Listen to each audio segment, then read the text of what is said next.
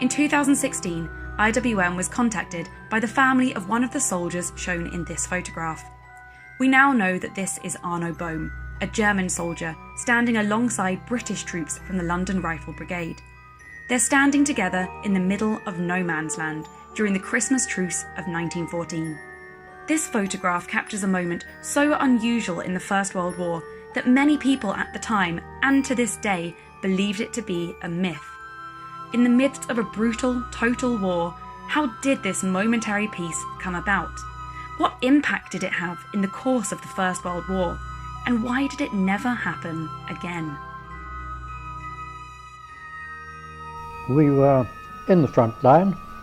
We were about 300 yards from the Germans, and we had, I think, on Christmas Eve, we'd been singing carols and this, that and the other, and the Germans had been doing the same, and we'd been shouting to each other, sometimes rude remarks, more often just joking remarks. Eventually a German said, "Tomorrow you no shoot, we no shoot."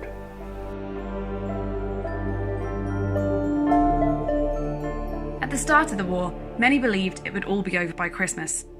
However, by December that year, it was obvious that this was not the case, and thousands of families and soldiers were facing a Christmas of separation, grief, and hardship.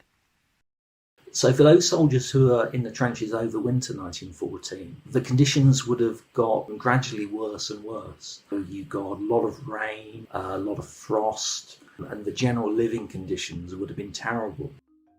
But the British troops were not alone.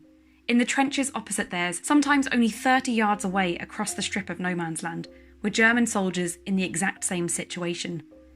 There was lots of opportunity for each side to communicate with the other. And this was a regular thing which happened right from the start of trench warfare. But communication would often be in the form of soldiers from one side shouting over insults to those in the other trenches. But what was interesting at Christmas is that both sides actually started to communicate in more friendly terms. It really began with the Germans singing Christmas carols and setting up Christmas trees on top of their parapets. And so they came to very much empathise with one another. I remember very well Christmas. I remember the Christmas day when the German and the French soldiers left their trenches, went to the barbed wire between them with champagne and cigarettes in their hands, and had feelings of fraternization and shouted they wanted to finish the war. And that lasted only 2 days, 1.5 really, and then strict order came that no fraternization was allowed, and we had to stay back in our trenches. The Christmas truce varied in different parts of the front line. Ceasefires were hastily arranged, sometimes to enable the collection and burial of bodies or to allow the trenches to be repaired. In other cases, the soldiers simply enjoyed fraternising with the other side. And we shared fags, goodies with the Germans. And then from somewhere, somehow, this football appeared. Was it a proper football? It was a proper football. But we didn't form a team. It wasn't a team game in any sense of the word. You know, it was a kick-about. Everybody was having a go. It came from their side. It wasn't from our side where the ball came. How many people were taking part, do you think? Well, I should think there'd be at least a couple of hundred. Did you kick the ball? Oh, yes, I had a go at it. I was pretty good then, at 19. But while some parts of the front line were playing football and swapping stories, others were confused by what they heard or felt no inclination to socialise with those they had so recently been fighting. After a few moments, there were lighted objects raised above the German parapet.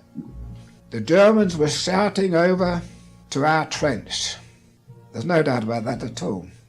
And before we could take any action or do anything, we were ordered to open rapid fire, you see, which we did. The Germans did not reply to our rapid fire. They simply carried on with their celebrations and were having a very fine time indeed. They certainly were not going to do it anymore. They thought that we were idiots, I suppose we were. Well, not us, but the command, you see. the way that trench warfare was organised in the First World War, each sector was very distinctive. And so you wouldn't necessarily know what was happening in the sector next door to you. And you do get stories of one area of the front where they're experiencing a truce, but then suddenly they get fired on by the troops in the next sector who don't realise what's happening. For those soldiers not involved, the truce must have seemed unbelievable, and even more so for those back home. For months, the media and government propaganda had shaped a perception of German soldiers as bloodthirsty enemies, baby-eaters, devils, ruthless killers. But news of the remarkable Christmas truce soon spread abroad. By the end of December, letters and photos arrived home, and newspapers began to publish accounts of the truce. My father was delighted to have a letter giving such a description of events, and he sent them up to the Daily Telegraph. I got into a frightful rocket. That showed up that it must have been me who wrote it, and Mossy got hold of me, gave me an awful dressing down for daring to write to the press. But of course I didn't. My old man wrote to the press. These photographs were taken on personal cameras that some soldiers had taken with them into the trenches. Photography in the trenches was discouraged for obvious reasons, but during the Christmas truce of 1914, soldiers on both sides of the trenches could not resist the opportunity to document such a unique event. At the beginning of January 1915, the newspapers suddenly start printing these letters. And to begin with, there was a certain amount of disbelief. But then over time, suddenly photographs started to appear as well. And by that time, the evidence was clear that this did happen. It wasn't a myth. And the media at the time absolutely loved it. There were lots of discussions in the newspapers about whether this was a good thing or a bad thing. And, you know, in a way, it's a wonderful snapshot of Christmas 1914 when attitudes were still slightly naive because the war had only really just begun. You find that in 1915 and onwards, the war becomes almost a much more serious endeavour. The Christmas truce would come to be remembered as something of a blip in the regular conduct of the war. It conflicted with the patriotic aggression required by both sides. It also served to highlight the great contrast between war and religion.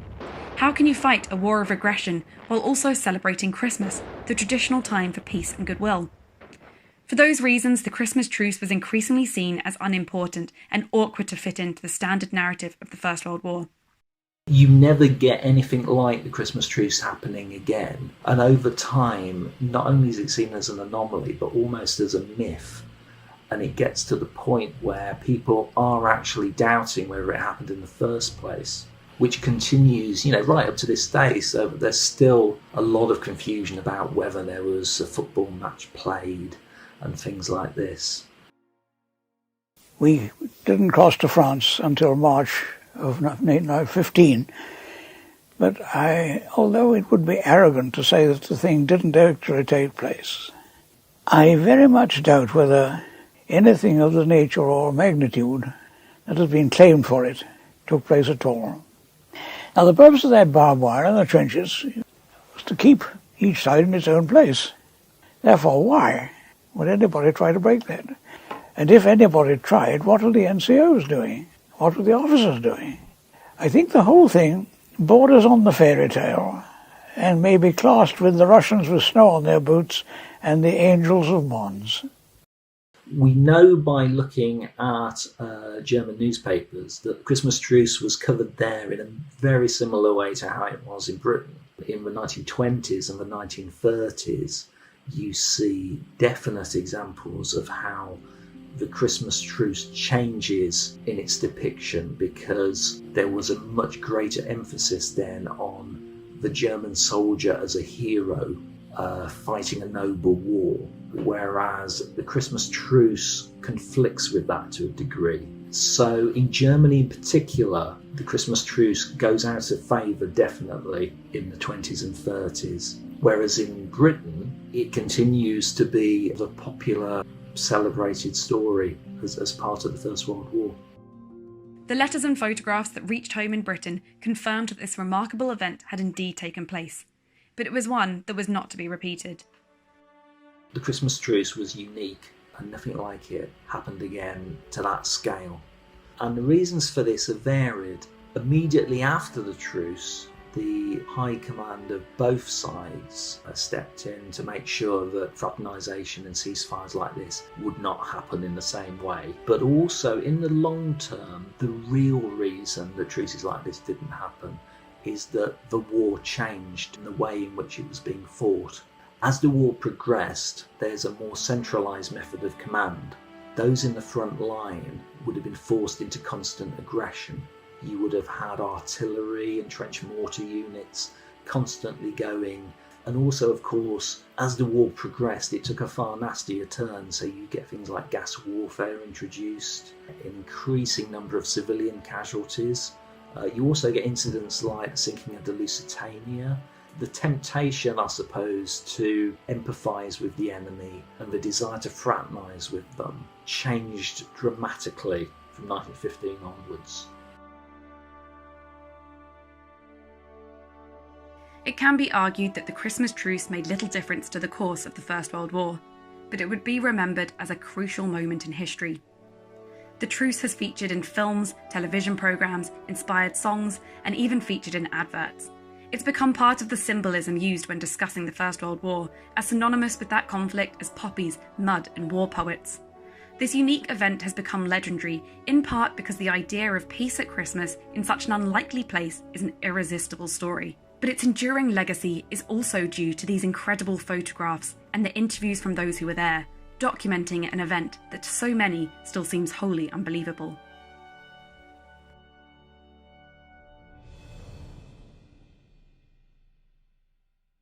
Thanks for watching. Don't forget to hit the button to subscribe to IWM's YouTube channel for more videos like this and much more.